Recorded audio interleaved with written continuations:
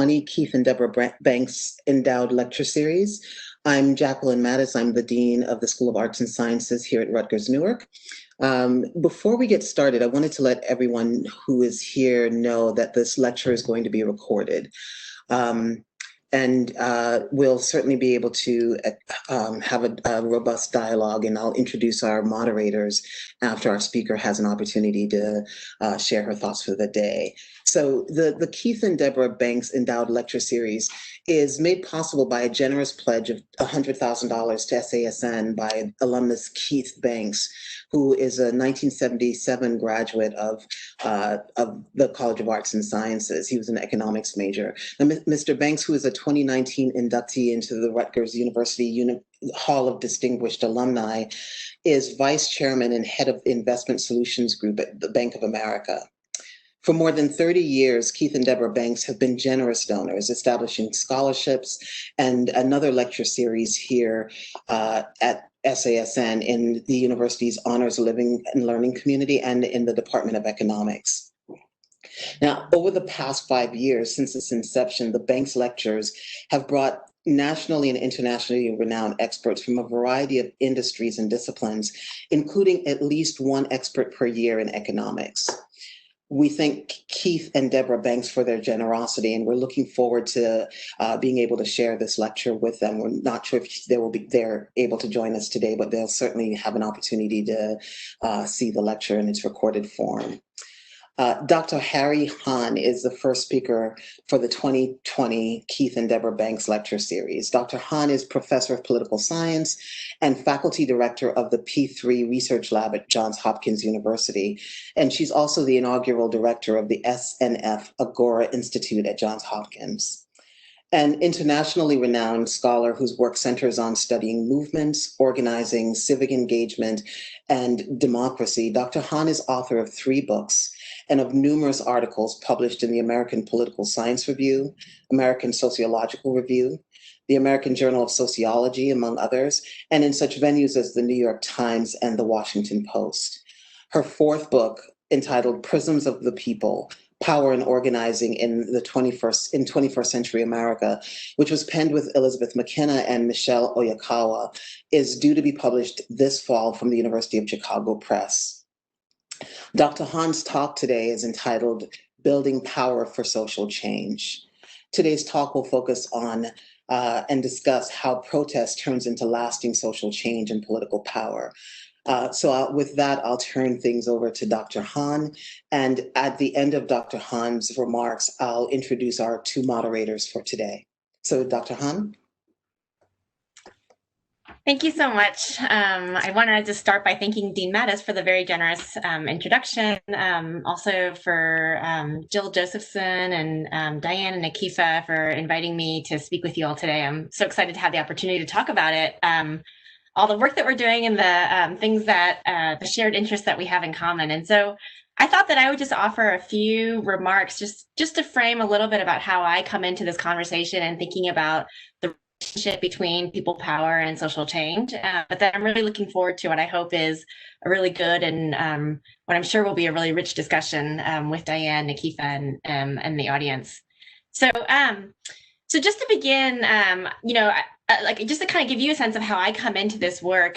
So I feel like my story and how I got into the work very much informs the way that I both do the work and approach the scholarship. I grew up as the daughter of Korean immigrants in Texas.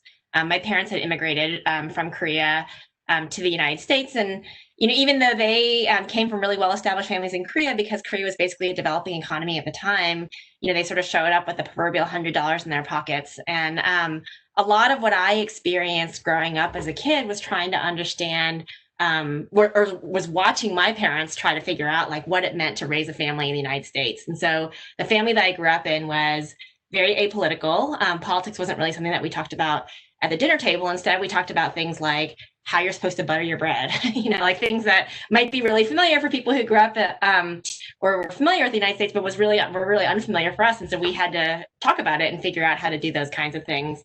And part of the reason why I tell that story is Because I think that in watching my parents, sort of live out their life as immigrants in the United States, like one of the lessons that really stayed with me, not necessarily because they ever said it to me, but because it really was just such a backdrop of our experience, was this notion of transformation. And the idea that transformation is not only possible, but it's a way of life.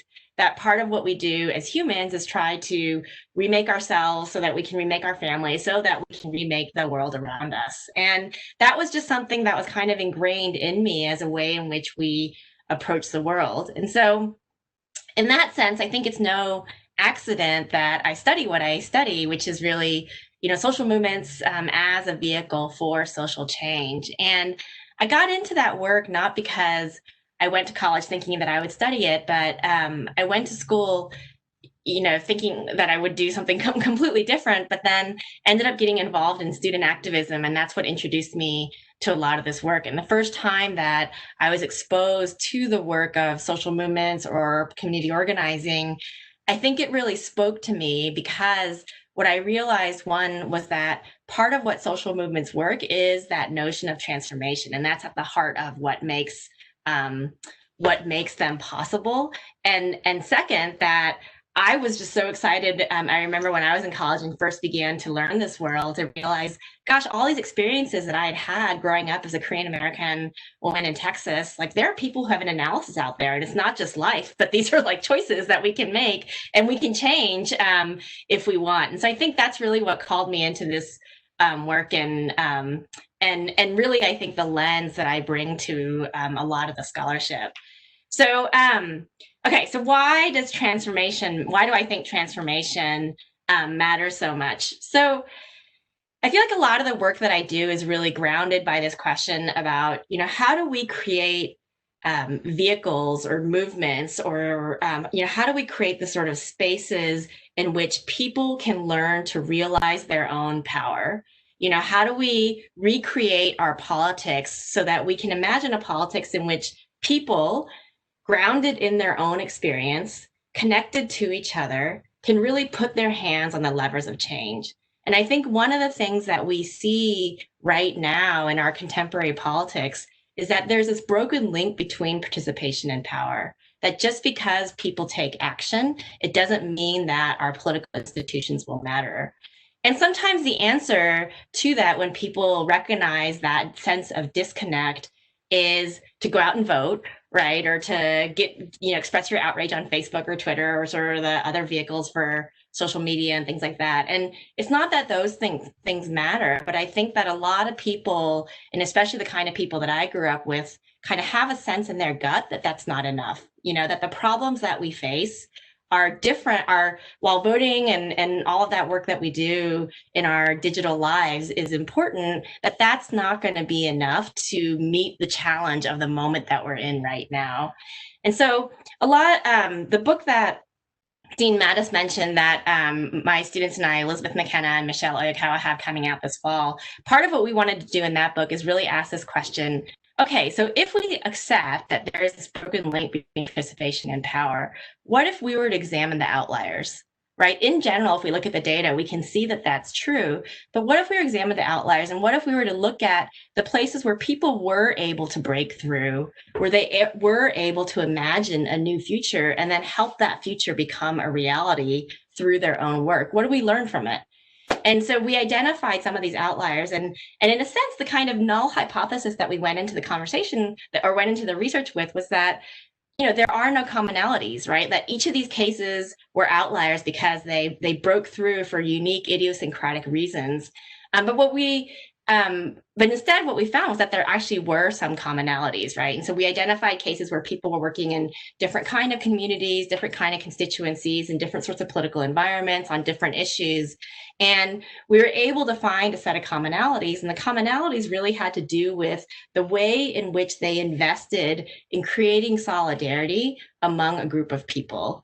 And so the word that I like to use is constituency, which we don't necessarily use as much when we talk about politics, because constituents, right, are the people that are supposed to be at the heart of any democracy, right? Constituents hold elected officials accountable. Constituents are the ones who exercise voice.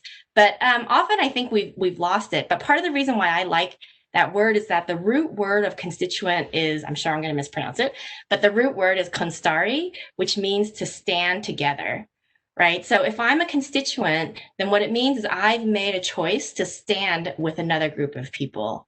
And that was a really powerful finding that we had, that the organizations that were best able to translate the engagement of their people into the political power that they needed were organizations that were able to create those kind of bonds of commitment among their constituency. And so why did that matter? So I'll just sort of offer kind of 4 quick points, and then we'll wrap up, and I'm looking forward to the discussion.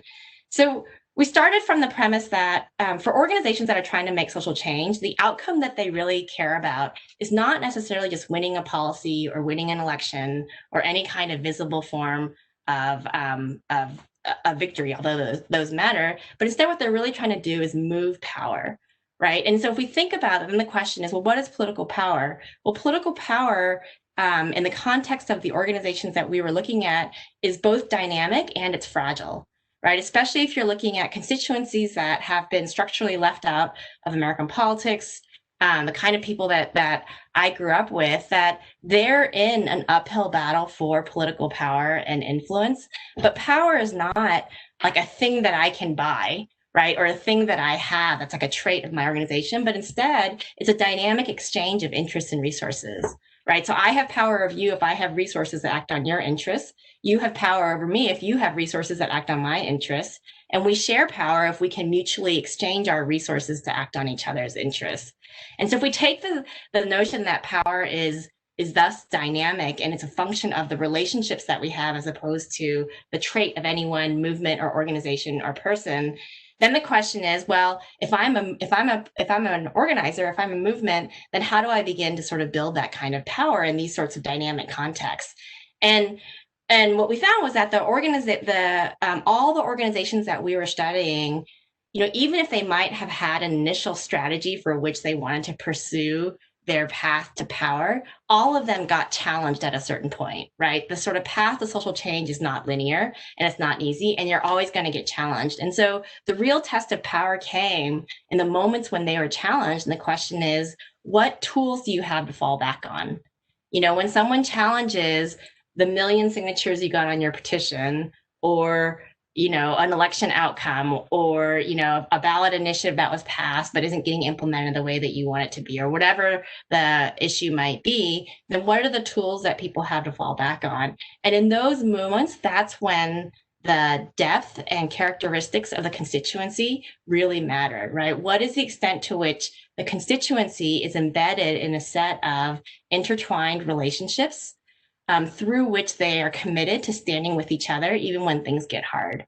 What is the extent to which a leader can sit at a negotiating table, proverbially, and know that they've got a group of people standing behind them? And so all the work of being able to imagine a different future, of helping people realize their own ability to put their hands on social change, their commitments to each other, and creating these vehicles around which people begin to realize their own power, it really became a source of power when groups of people were able to stand together in that way, so that leaders could then negotiate for power on their behalf. And so it was that relationship of people to leaders to political power, I think, that that we found as the sort of greatest kind of commonality across all these outlier cases, and that it was by constructing a constituency in that way that these organizations were able to buck the trend of that broken link between participation and power. So I'll pause there and then look forward to the conversation.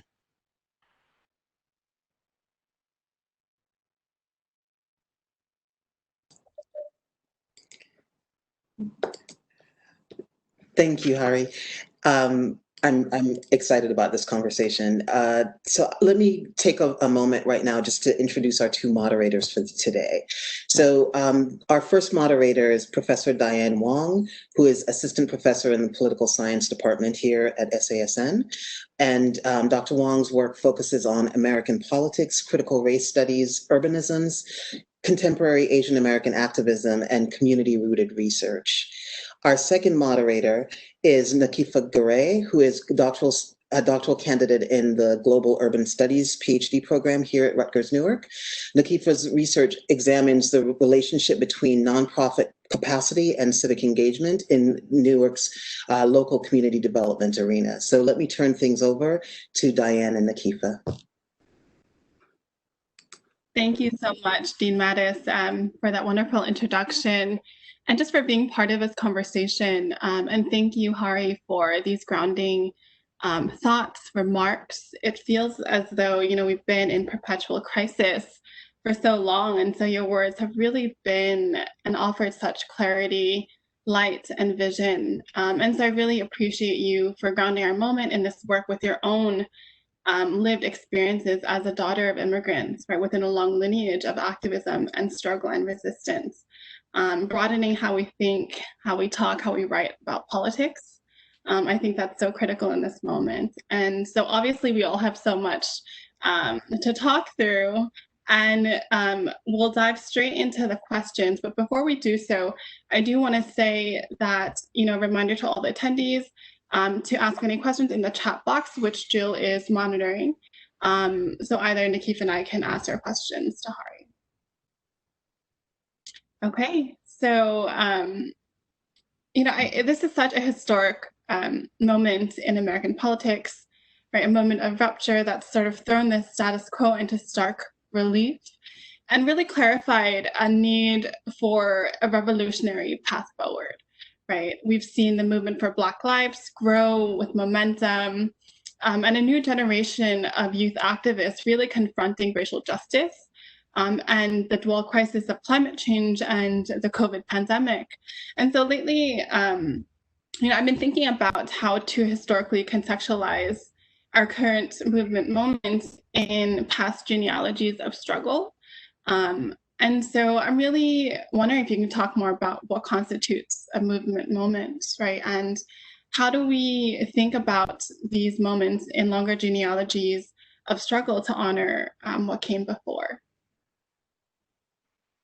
That's such a good question, because I feel like one of the challenges in thinking about social movements and understanding how they work is this idea that often the work that is the most invisible is the work that is the most important, and so it might be that a lot of people think about this moment as a movement moment because we see so many people pouring out into the streets, right? And there's this moment of high visibility where there's so much action that seems to be fomenting, not only in the United States, but really all over the world.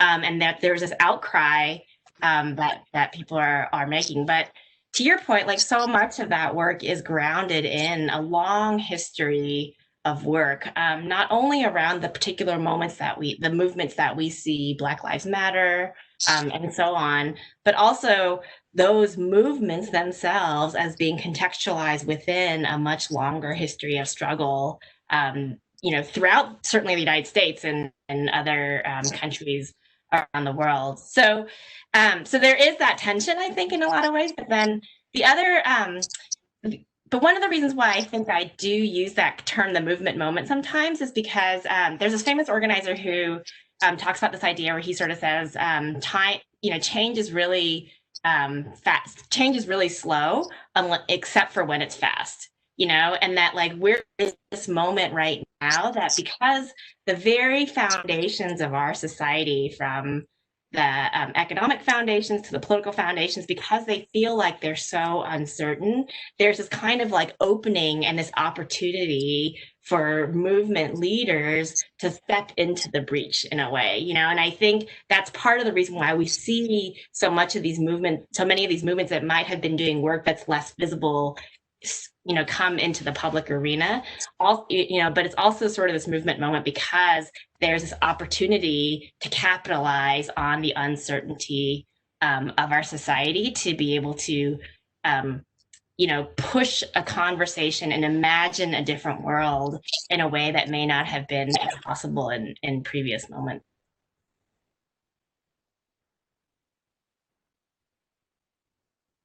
Thank you again for those really inspiring words. I agree with Dr. Wong completely. It is crazy dumpster fire we're living in, to hear that there are cases we can actually draw on to look for inspiration and principles for how we continue to build is really good to hear, and I look forward to reading that work. So you talked a little bit about leaders in your last remark. And in today's media, when you see protests, these types of movements appear to be leaderless. What are the benefits and challenges in this moment of having a leaderless moment, of having movements designed in this way? Yeah, that's a really good question. Just to kind of start with the point that you made about sort of the dumpster fire that is our world. Like, of course, I totally agree. And there's this quote that I love that I quote all the time. By this Jewish theologian, where he talks about hope is belief in the plausibility of the possible as opposed to the necessity of the probable. And I think about that a lot in my own work, and in the work that I see that both of you are doing too in your own scholarship, which is, I think, so much of the scholarship that we do describes the probable world, right? If X, then what is the most likely outcome Y that is going to emerge? And that is certainly important to understand, right? We need to understand how the world works. But in order to be able to realize the vision of the world that we want, we also have to think about how do we begin to make the possible more plausible, and what is the role that we as scholars can play in trying to understand how do we strengthen the capacity of movements and organizers and scholars and other people to be able to make plausible or make real, the possibilities that they're envisioning. And so just to sort of say to your point about it feels like the world is a dumpster fire, which I completely agree with, but, I try to sort of find heart in this notion of, thinking both about my own role, but also about the organizers that I work with and doing that work of trying to make the possible more plausible. And, just the kind of accumulation of all the work that it takes to do that. So anyways, but to get back to your question about leaders and leadership, so it is true. There's so much conversation right now about these movements being leaderless, and I think that the way that I think about that is to kind of ask this question of how do we understand what leadership is? And I think that in a lot of ways, when people think of leaders, we think of someone who's on top, and then there are people who follow them, right? And that movements are about having, the Martin Luther King or like one person who is the leader, and then everyone else is like a follower of that person. And a lot of what we see in movements nowadays is a breaking open of that model, that it's not that there's just one person or one spokesperson that's allowed to speak for the movement, but instead that people of all kinds can own their own leadership in the movement. And so I tend to sort of think about leadership not so much as a kind of positional hierarchy that people have, but more about the extent to which a leader is someone. This is a definition actually that Marshall Gans, who is one of my mentors and a longtime organizer, uses, where he sort of argues that leaders are people who accept the responsibility for enabling others to achieve common purpose. So a leader does not mean that I'm the one who's in charge. A leader does not mean that I'm the person at the top. A leader means that I've accepted the responsibility of enabling others to realize their own agency. And I think if we think about it in that context, then I feel like the movements that we see nowadays have a lot of that kind of distributed leadership embedded within them, right? Where there are people who have accepted that responsibility to figure out how we achieve common purpose, how we create the spaces where people can begin to both realize their own interests, but then begin to figure out how they act with others to make those possible in the public arena.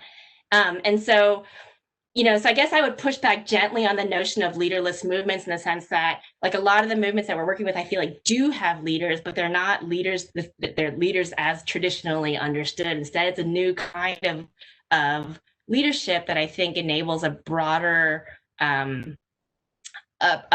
range of voices and people and skills and capacities to become valued in the kind of work that we do. So, just as a quick follow-up, does that affect in any way the messaging, or in this process of greater deliberation and greater access to being a leader and contributing to the discussion? Does that do anything to our ability to unify or deliver a charge or a message to continue to build this power? Or do you think it adds and creates strength in the diversity of voices? Meaning, like, is having the sort of distribution of leadership, does it make it harder to sort of create a common purpose? That's right. Yeah, I mean, I will say, like, I would love to hear you reflect on what you're seeing, because I know that you're doing work that's related to, so I'd love to kind of throw that back to you. But here's what I will offer. I think it does. Like, I think it does create a greater challenge in having to find, and like, it is harder to find common purpose when you have more, more people who've accepted that responsibility for leadership. It is harder to find shared purpose and make sure all the ships are sailing in the same direction if you have more distribution of responsibility and power. But at the same time, while it is harder, it's a tension that we have to step into. Like, I just feel like, to me, the greatest challenge that we face right now in our society is like, are we going to be able to build solidarity across class and race, and sort of to allow the kind of, what some people think of as like the new governing majority to really exercise its voice in our political system. And doing that means learning how to contend with these questions of disagreement and difference and struggle, that are inherent in having more distributed, leadership of any kind. And so, yes, I think it is harder, but also the movements that I see as being most exciting right now, I feel like they're stepping right into that tension, and they're grappling with it in ways that I think invite people to sort of fully bring their whole selves into the conversation, so it feels like so many of the spaces that we're in these days ask us to only bring a part of who we are, into their space. Like, we're workers and you bring your professional self here, and then I'm a mom and I bring my mom self, and it's sort of like, we're sort of fragmented into these little spaces. And I think some of these movements, what they're saying is that, we are whole people, and let's bring the fullness of who we are, and then grapple with the fact that because we're whole people, we're all very complex, and so how do we celebrate and build solidarity not in spite of, but with embracing that complexity? It's a really hard thing to do, but one that I think is really necessary. But again, I'd be really curious what you see, like, in the work that you're doing too. Yeah, I guess quickly, in Newark, when I worked with the nonprofits here, on the smallest level, neighborhood association level, folks coming into a community meeting, bringing their whole selves in a way, very, opposing opinions, it really slows down the process.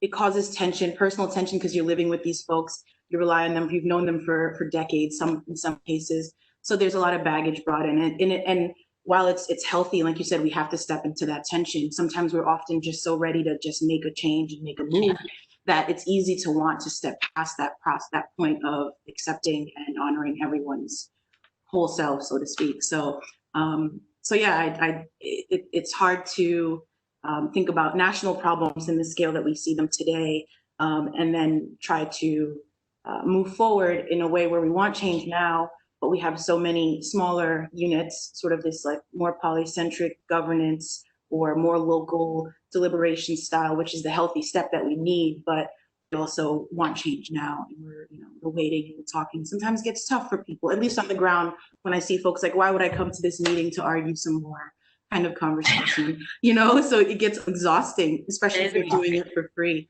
As a community member, and it's time after your job or your mom role, or whatever the case may be. So I appreciate your insight on that. Yeah, no, I definitely. I mean, the exhaustion is a real thing, right? Like, how do you find just personal resilience and in this, and especially as Diane, as you said at the very beginning, it's like the world just feels so complex right now.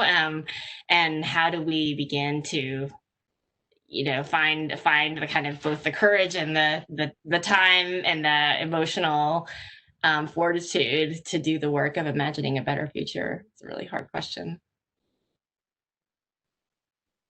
I love this conversation. Thank you, Nakeefa, for sharing your insights. I think it's so valuable to hear and to connect it to what's happening and unfolding on the ground.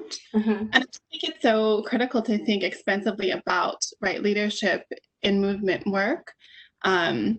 Just thinking about one of my all-time favorite organizers and freedom fighters, Ella Baker, and the quotes and what she would always say, strong people don't need strong leaders. And that this has always been a temporal process of capacity development, moving people, moving ideas and values. So just thinking about shifting into thinking about care, in this work, we've seen in this moment the interdependence of our communities, and the importance of not only undoing what no longer works, but really thinking about how to sharpen our vision to dream anew and to create anew. And so I've been so inspired by the different kind of mutual aid work and community-based activist networks that have emerged to support those most vulnerable, during this health crisis. I'm especially thinking of groups like the Queens Mutual Aid Network, as well as the Bronx Mutual Aid Network, that have largely been led by Black women, by Black and brown women. And so I'd love to, Hahrie, your work has been so formative in this moment. I'd love to hear your thoughts about, the connections between care work, people power, and the organizational roots of mutual aid, in the sense that we're seeing it unfold now.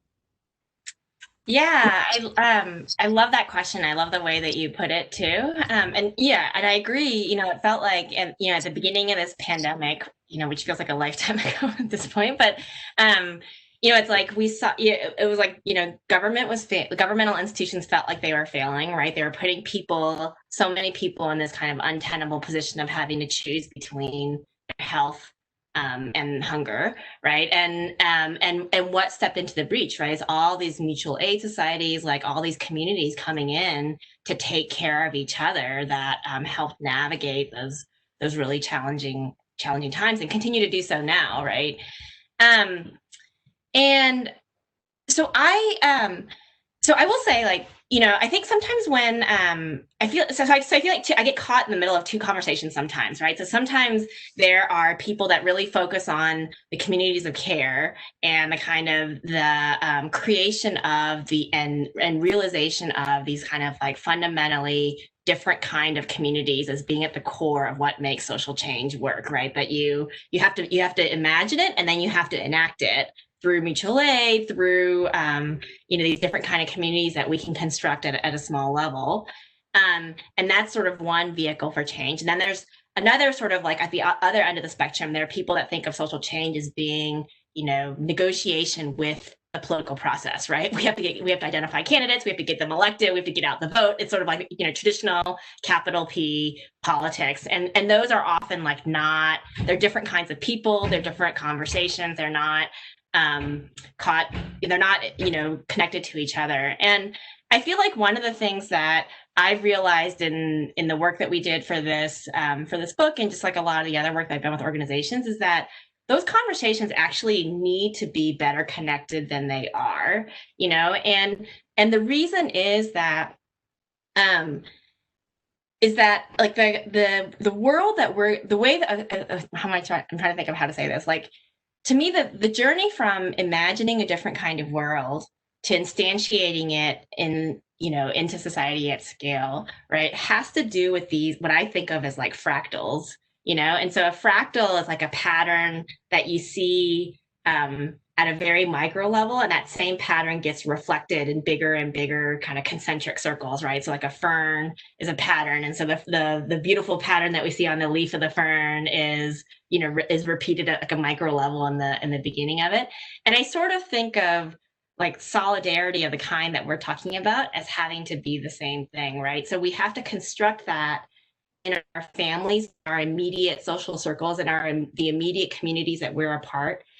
we have to care for each other, right? And we realize how to do that and what that looks like through mutual aid societies, through like all the care work that we do when we're when we're confronted with people right in front of us that we love and that we are compelled to care for. But then how does that go from just being, my intimate community of 20 people to being the reality that we see in the world? I think there's a structural question there about how do we begin to create ever bigger fractals, that sort of instantiate that that reality. And if I were to say that I had something that kind of like worried me sometimes in the kind of moment, the political moment that we're in, I think it's that sometimes I feel like there's a lot of conversation at the sort of like at the micro level. How do we pull people off the sidelines? How do we bring them into public life? How do we create that sort of instantiate those values of care and so on, with people? And how do we make these like huge institutional changes? But there's less attention paid to what the relationship between those things are. And I feel like without doing that we could either end up with really transactional change that's only enacted, at the level of capital P politics, or really small pockets of decentralized change that never kind of, become the sort of bigger reality that we hope. And so, I've struggled with trying to think about like, how do we articulate and ask the right questions to agitate the conversation around what that fractal needs to look like. But this is also like a question, Diane, that I would love to hear you reflect back on too, because I know in the work, so much of the work that you've done, in the communities that you study, that you've seen from the micro to the bigger community, the way in which that work gets realized at a bigger scale. So, would be really curious to hear how you'd reflect on that same question too. Yeah, thank you, Hahrie, so much for those thoughts.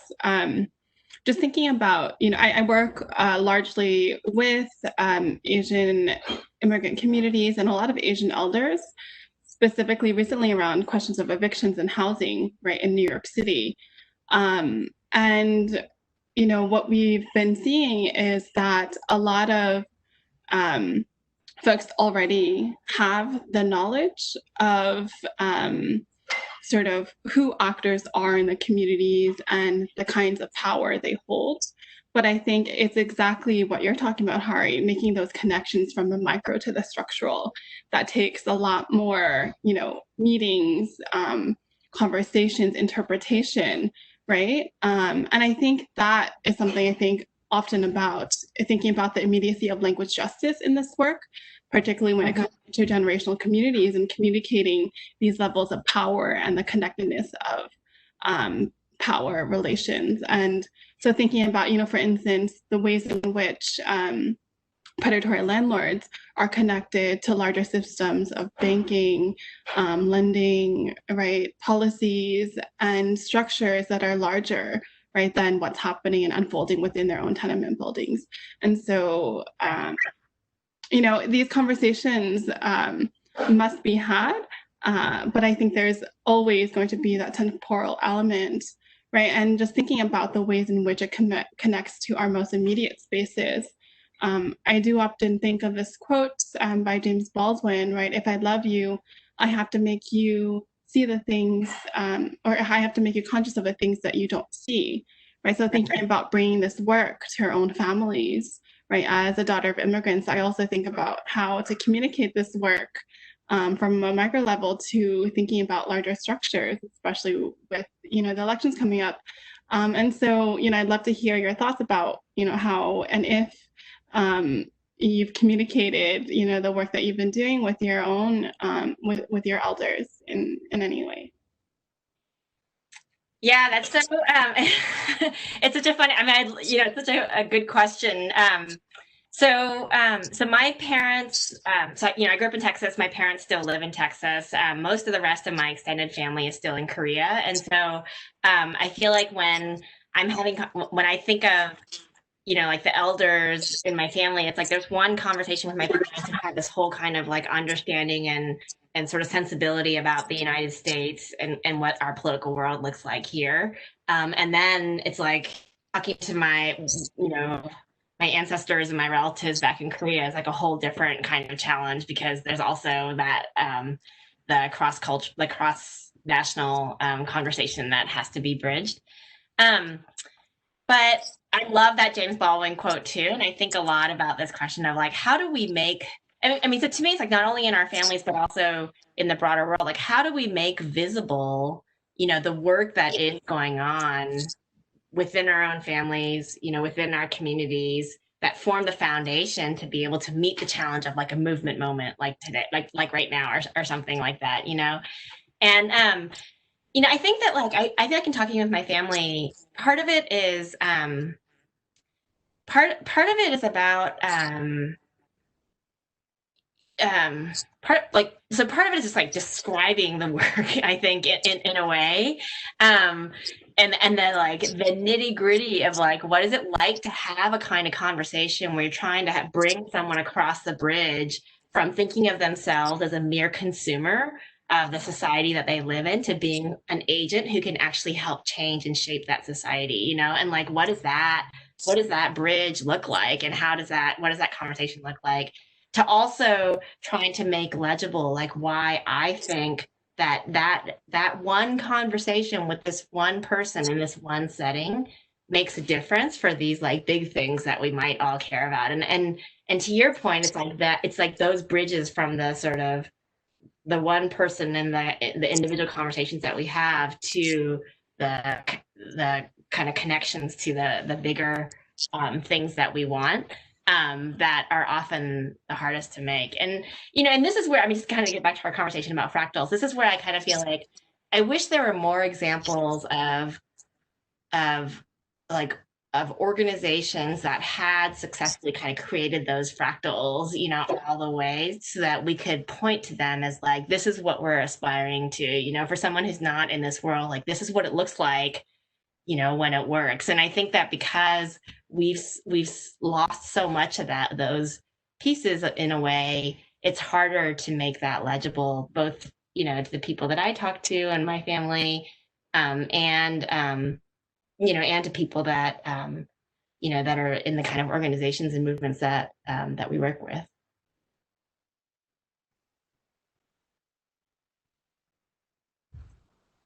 We touched a little bit about organizations, and this idea of sort of honing and mastering this care and this understanding within our smaller networks and being able to scale it up, is one, I think, a charge that nonprofits have sort of taken on, maybe not consciously or formally, but really what they're doing is trying to build the capacity of communities. But the question for me in my work has always been, well, what is the capacity of the nonprofits to build this capacity? To understand how those fractals of taking a resident association strategy and replicating it up to maybe a neighborhood or a city level. So my question is, knowing the importance that nonprofits play in communities, whether it be service or representation in politics and so forth, what role do you think, or do you see, if any, do nonprofit organizations have in supporting these protest movements for social change? And are there any areas for the nonprofit sector to grow to be more supportive of this movement era? Yeah. So I very much see a lot of the social change work as operating as part of an ecosystem, so that in order to realize the kind of change that we want, I think people, at least in my mind, like, people and the constituencies and the organizations that cultivate those constituencies have to be at the center. But then all around them, there's a whole ecosystem of other kinds of organizations that have to support and enable and make possible and make visible, the kind of work that they're doing. And so I would include in that ecosystem, people like us, scholars who are studying and understanding and trying to strengthen practice, but also making visible and making legible the work that's going on. Funders, obviously, who provide money and resources and all those kind of things.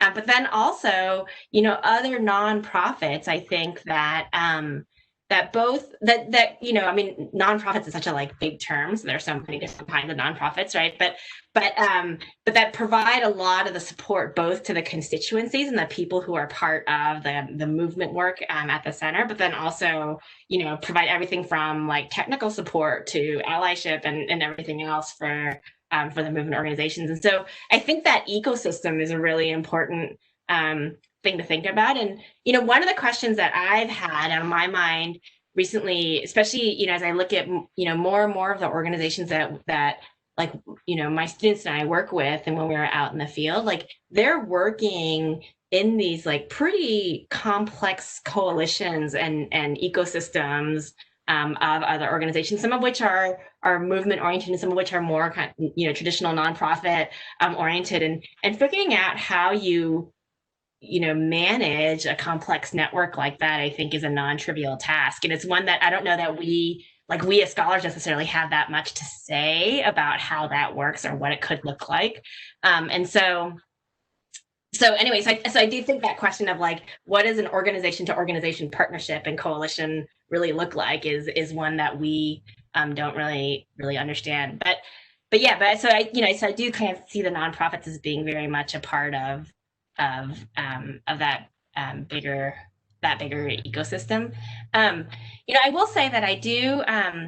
There's one place where we've borrowed some insights from actually from the business literature, where they think a lot about this question. I feel like the business literature more than the political science literature, at least the literatures that I'm familiar with, pay attention a lot more to this question of like, how do you build strategic capacity in an organization? The capacity for an organization not to get stuck in its, bureaucratic ossified ways of doing things, but instead to respond dynamically and strategically to a changing moment or a changing environment or world around it. And there's this idea that comes out of that literature when they talk about the difference between like first order and second order capabilities. And so first order capabilities are like operational capabilities that like every organization needs to have, right? You have to, have an HR system and a marketing system, and you have to manage your supply chain and, like all the different kind of things that organizations do. But what really differentiates the organizations that have a lot of strategic capacity from those that don't are the second order capabilities. And the second order capabilities are really much more about this kind of, collective ability to sort of think and respond strategically. So the kind of tagline is first order capabilities are about doing the right thing, and second order capabilities are about doing the right thing at the right time, right? It's about being able to exercise judgment to respond to the changing world around you, and so like I've thought a lot about for movements, like, well, how do you cultivate the second order capabilities? Like, what are the structures and the relationships and the training, that we need to be able to not just in specific individuals, but within a collective organization, embed those kinds of second order, capabilities and that judgment. And I feel like that's an area where I hope that we can do a lot more work and to be able to sort of strengthen the practice of the organizations themselves.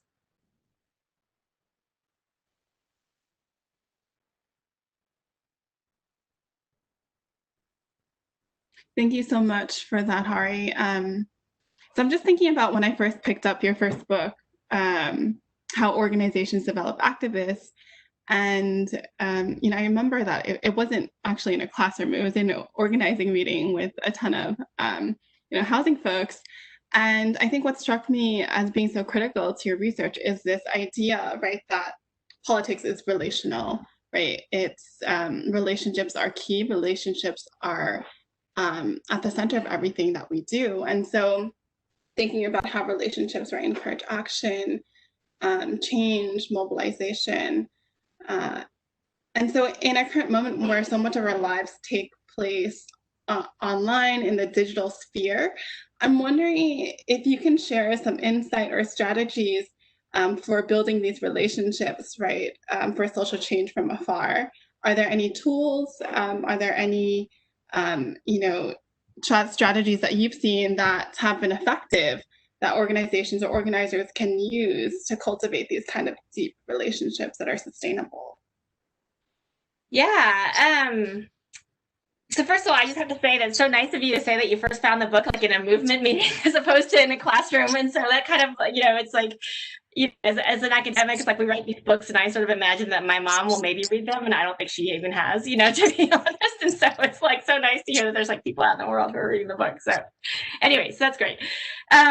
Secondly, yeah, I think, yes, to me, like relationships are absolutely core. And I feel like one conversation that I get caught in a lot is sometimes people will, I'll talk about my work or people will read my work and they'll say, oh, like your work is just all about social capital.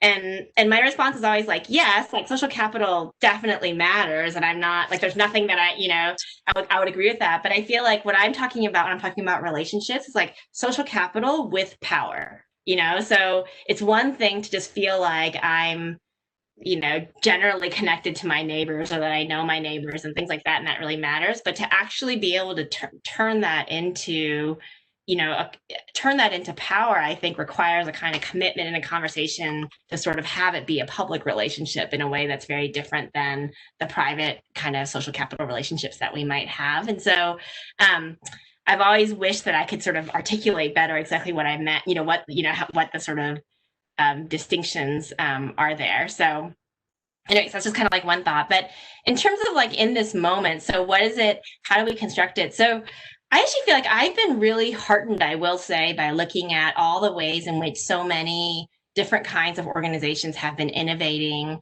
on the ability to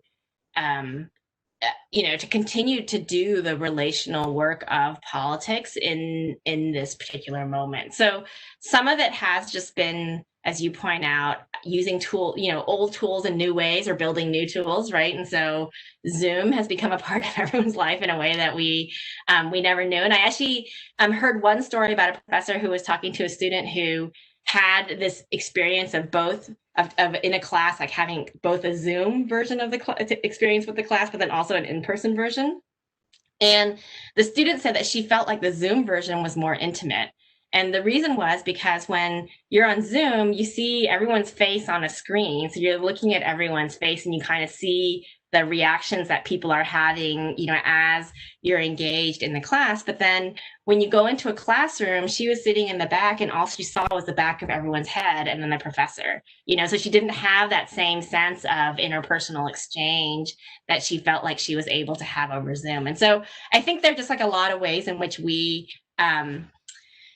have the opportunity to use the tools that are available to us to build relationships. And so to me, the kind of the challenge is less about, can we do this work online, but it's really more about, do we have a commitment to doing the work, and, the work of, identifying leaders, building community around those leaders, and then drawing power from that community. It's just, there's no replacement for just doing the work. And I think that whether it's online or in person, often we're always trying to find different shortcuts to it. And, there's a book by a labor organizer named Jane McAlevey that I love where she, the title of the book is No Shortcuts, which is basically, she's talking about in the context of labor, but she talks about in the context of labor unions. And her point is there's no shortcut to just doing the work of organizing and going out, recruiting people, helping them cross that bridge, putting them into community with other leaders, helping to just, do all that work. And I think that's just as true online as it is offline.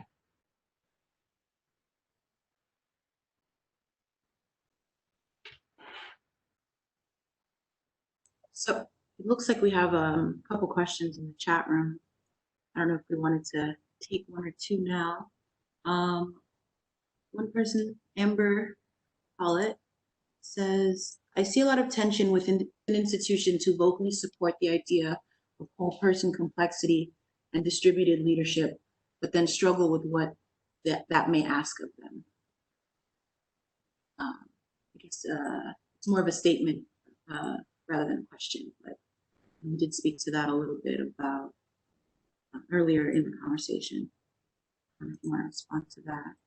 Another question. I would say to that point, I agree with that in the sense that I think there's often a gap than the reality, and so movement, like giving up power is hard. And a lot of the struggles that I see in sometimes are when leaders might sort of talk the talk of distributed leadership, but actually sharing power and chunking the work in ways that distributes it out to people is it's a struggle, and at a certain point, I think that like the question is, do you believe that investing in other people and building their collective capacity is really a source of your power or not, and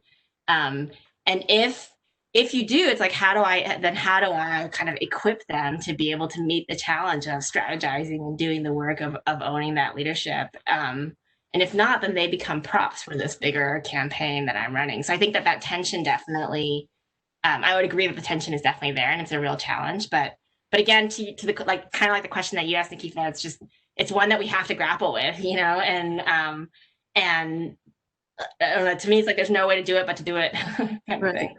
Yeah.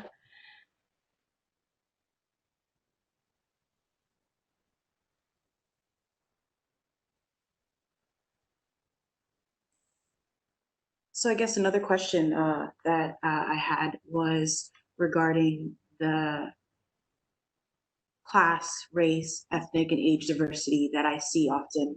One, in the one rally that I did attend this summer, I was really moved by the age range, like babies up till seniors, various different folks from all walks of life coming together. And maybe this is just my short memory, but it seems today that we have more diversity and more people responding to these issues on a human level than a divided, like, this is my race, this is my class, I'm a worker, or I'm Black, or I'm a woman, this is my issue.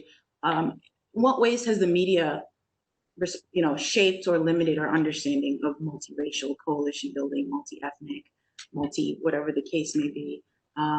And how do we? Is it safe to assume that it will sustain this pattern in the long term?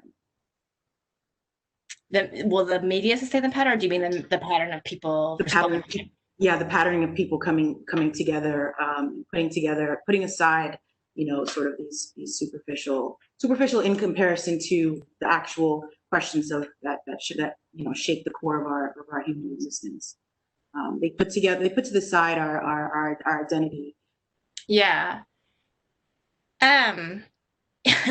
It's a good question about the media, because did we lose Nakeefa for a second? Oh,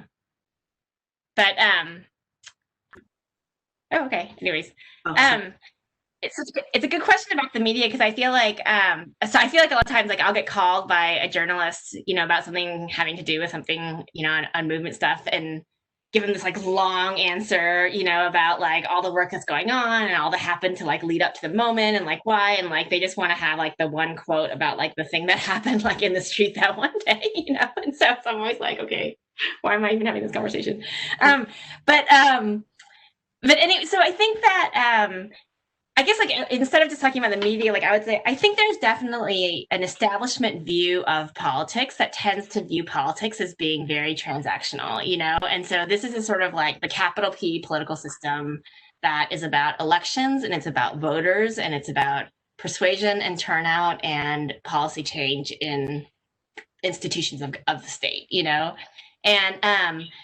and by narrowing our view of politics to just those things, then we miss what I think of as a small p politics, that happens, and we don't shine a light on it because it doesn't seem like it's relevant to the sort of capital P politics kind of question. And I think that's a real challenge.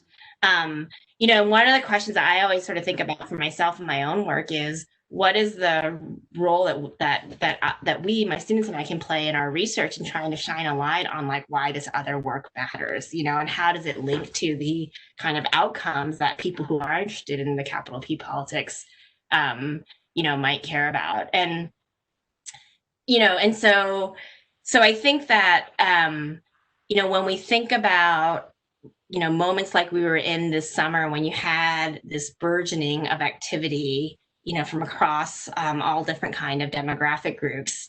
On the one hand, it felt like the media was covering the parts of it that were the most visible, maybe, but how much were they asking the question of what led up to what we see, you know?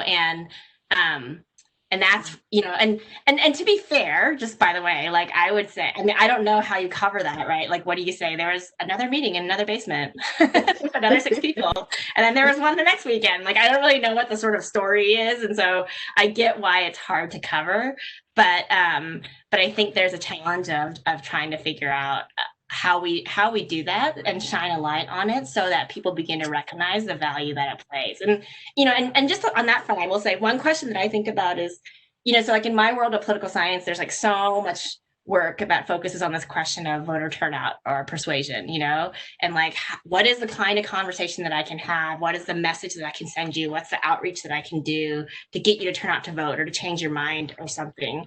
And obviously that's really important. There's a lot of work and resources that get put into that. But then the question I always ask is, so we know a lot about how you kind of like tip someone over the edge, you know, like when they're up on the bubble and they're trying to think, do I turn out or do I not turn out? Like we know a lot about, okay, what are the different kind of messages and strategies and modes of outreach that might make someone tip towards voting versus not voting. But we don't know is how do you get people up on that bubble? You know, and there's so many people who are never invited to like stand up on that bubble or even know that that bubble is available to them in a way, to tell the metaphor a little bit, you know, and like that to me is the kind of work that the small p politics does. You know, it may not happen in the 4 weeks before an election, and it may not have the kind of, you know, same kind of sort of focus on it that the other work does. But like in my mind, if that's the work that's going to help us move towards getting more people involved and able to exercise their voice in the political process, we need to understand more about how that works. And so you know, so I guess like I feel like I'm always trying to think about like what are the questions that we need to be asking to sort of show what we're missing, and then how do we begin to answer those questions in a way so that why is it so important that there was this burgeoning across the age and race and demographic spectrum of people out into the streets? You know, it wasn't just that they showed up once, but like what was all the work that went into making that moment possible, you know, and then what are the downstream consequences of it that go beyond? Because I feel like sometimes a lot of times movements will get evaluated like, oh, there was a big rally on this day and then it had no outcomes, therefore it doesn't matter, you know. But it's like, well, sometimes, you know, you lose big, right? Like sometimes you might there's a visible victory that you might lose, but you might be shifting power in other ways. And how do we begin to make that that visible? So I love the way that you frame that. I do feel like so much of the work that is invisibilized happens at the local level, right? On our blocks, on our streets. And I did want to ask a question on behalf of Jill Josephson, who's been doing so much amazing local organizing work in Jersey. And so her question is, of what use are academics to community organizers and organizations, right? Is it possible, and if so, how is it possible for those in the academy, right, for scholars to do teaching and research that supports and meaningfully engages the work that community organizations are doing on the front lines? Yeah, so that's a great question. So maybe I'll tell you like 2 stories in terms of like how I think about it. So early on in my career, I was invited into this learning community that was called the Gettysburg Community. That was a partnership between organizers and scholars. And the idea was it was a group of about sort of 30 to 40 people. That was co-organized by one academic and one organizer. These are mostly organizations that are working at the national level, you know, so some labor unions, some sort of like movement organizations that had the sort of state or national presence, like that kind of thing. And we were invited into a learning community where the 30-ish of us would meet for 2 or 3 days at a time, a couple times a year. You know, and in the beginning, the work was just about building the relationship, right? What is the work that you're doing and what is the work that I'm doing and where do they overlap or not, you know, and how is the way that you see the world related to the way that I see it? And there was just like a lot of kind of relational work that had to get done. But what we were able to move to together was this question of, where are the places of overlap that are both kind of at the forefront of the strategic challenges that the organizers face and the kind of deep conceptual questions that the academics are thinking about. We might use different frameworks and language to sort of describe them, but to me, the most generative work that I've seen or that I have feel lucky to have been a part of really sat at that intersection, where it was asking a question that was that fundamentally helped answer kind of big strategic questions that organizers are facing, but also spoke to the academic debates that that we're ensconced in. And I think too often when we think about the relationship between academics and practitioners, we tilt too far to one side or the other, So it's like sometimes academics are invited just to come and be a program evaluator for an organization that has a grant that needs a fund that needs an evaluator or something like that, and that's not really that generative for us in a way, or flip side, academics can sometimes use organizations or movements as like repositories for data, and it can be really extractive in that way. And so to me, the challenge is always to figure out what is the most generative work is the work that really is pushing thinking and shared learning on both sides. And so like my students and I, when we enter into a relationship with a movement or an organization or something like that, we always put that time into figuring out like where are we pushing the kind of frontiers of thinking in both of our work, and what are the sort of places where we can mutually do that. So that's sort of one thing. The second story that I'll just say is that so as I got into kind of doing this work, I remember one time when there's one of the biggest, I've done a lot of work with faith-based community organizing networks in the United States, and one of the biggest faith-based community organizing networks once invited me into this like research council that they had at the national level, where they wanted to have some scholars come and help them sort of think through questions that they were struggling with. And so me and some other folks who study organizing were part of this like research council. And I remember one time when we were meeting, they said, we're thinking about developing kind of more of an electoral campaign. Can you tell us like, what does the research say about like get out the vote, and what do we know about that kind of stuff? So I'm like, oh, sure. Like, I know that, so I go out, I summarize all the literature, and I, sort of do my little lit review. I remember, having the conversation where I presented it, and some of the faith leaders, mostly pastors, because it was mostly Christian faith leaders, all people of color, sort of looked at all the research, and they kind of leaned back and they were like, this is unacceptable, and I was like, what do you mean this is unacceptable? Like, this is what the research says, like everything I've been trained to do is like to say, this is like what we know. And they're like, basically, if you look at all this research, what it's saying is that the people that are our people are mostly unable to be engaged, right? Because what most of the research says is that communities of color, low-income communities are much less likely to get involved than others. And they're like, those are the people that we need to engage. And what you're telling us is that it doesn't work, in a way. And it was this moment where, each of us could have walked away from that conversation, right? But we did it because we both, we had personal relationships and a set of loyalties and like a commitment to kind of figuring out. And so we dug into that. And what it did was it began to sort of think about, okay, well, clearly we can't accept the answer that there are certain communities of people that are not engageable or whatever the word is, right? So how do we begin to reimagine the question itself, And I remember that one of the pastors sort of said, well, the communities that we work in are not rich in the kind of resources that so much of the literature seems to point to, but they're really rich in relationships.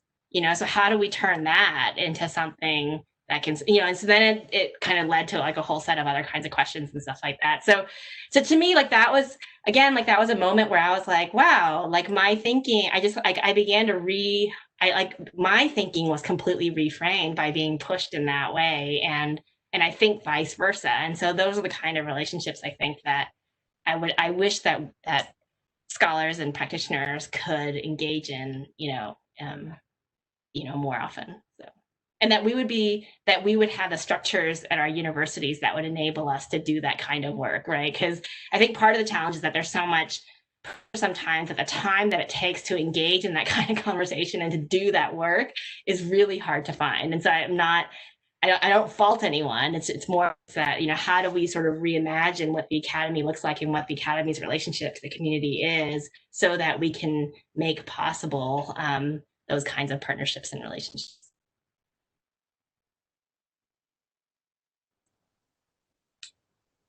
I think we have one last question. Diane, I'm not sure if you wanted to jump in with one. I see we have a couple here in the chat. Just go ahead and select one. So from Domingo Morel, he says, thanks for this wonderful conversation. I wondered if Hahrie can share any insights on how violent protests fits into the work that you've done on social movements.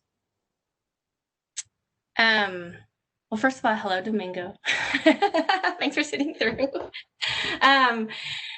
That's a really hard question, and the reason why. So here's what I will say. The reason why I think it's a hard question is because, like, whenever I'm in conversations where movements are thinking about violence, right, or we see that in the news, then to me it's like that's such a sign of how completely closed off every other avenue and tactic feels to that move, And so to me, the question to be asking is like, why is it that so many other tactics have been, or approaches to making change have become closed off to that group of people or to that movement? So, and I think that's the more important question to answer, and that's the bigger question. Now the other reason why the kind of question of violence is challenging is because I think, a lot of the research does show that violence can often be demobilizing for other allies and other groups outside the movement. So even if it might have certain effects in the short term, in the long term, like of the work of Erica Chenoweth and like a lot of other people, is that really the power of the movement comes in kind of nonviolent strategies for sort of building solidarity and then negotiating with the political system. And so I guess, like, to me, this kind of gets back to sort of where we started the conversation, which is that if our link between participation and power is so broken that people feel like violence is the only alternative to have, then the conversation in my mind feels like it has to go back to how do we create the venues and the fractals in which people feel like they can exercise power, so that the choices available are different than just one of violence.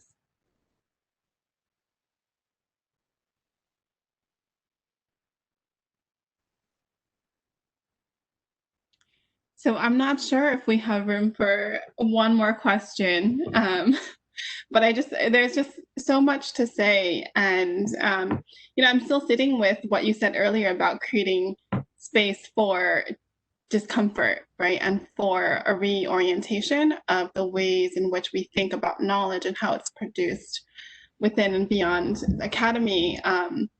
Maybe as a final question, right? Just thinking about, as we're approaching the November election and moving through what it seems as though one crisis after the next, and thinking about, what activist, scholar, and feminist Audre Lorde has said about caring for ourselves as political warfare. I'm wondering if you can just speak to what it would mean to build power for social change in a way that is restorative and not so reactive all the time, right? What does it mean to think about transformative change that doesn't leave us feeling exhausted all the time, but that centers collective care and as part of movement work, right? And not as simply an add-on. So any tactics, any just final thoughts about how to keep this, to be persistent with this work, right? Because I think for a lot of folks who are on this call, who are writing about the work that we're writing about, we're in this for the long haul. So how do we sustain ourselves? Yeah. Diane, I actually feel like your writing that I've read is so good on some of these questions. I'd really love to hear how you think about it too in this moment. But I'll say for me, I always think about like so there's two questions I always think about, like where do I draw my hope and to whom do I feel accountable? And actually, to your point about being like scholar activists, like I remember sitting in my office when I was an assistant professor and after my first book had come out and hearing that there was someone who wasn't an academic, like an activist group that was reading the book. And I was like, oh my God, like I had this moment of like fear. And the reason why I had that moment of fear is I was like, oh my God, like it really matters. Like it better be right. Like I hope I'm not, leading them astray because like they're actually doing the work in the world that's different from having another professor kind of like read about it and then, write a review in some academic journal that no one reads anyway, And so, and I think that like, some of those experiences like early on, what it taught me just from like my own reaction was that like, who are the people to whom I feel most accountable? Like in the end, it's the communities of people that I grew up with, right? It's the communities it's like those, I'm not in this because I'm not in this for the sake of being in it, right? I'm in it because I feel accountable to a set of people that are close to me, right? My family, I can name specific people, that have been a part of my life. And so I guess like when I think about, well, where does my sense of hope or despair come from? It's so grounded in the particularity of the relationships that I have with the communities that I'm a part of, that I'm privileged to be a part of, with the organizers that I've been able to work with, with the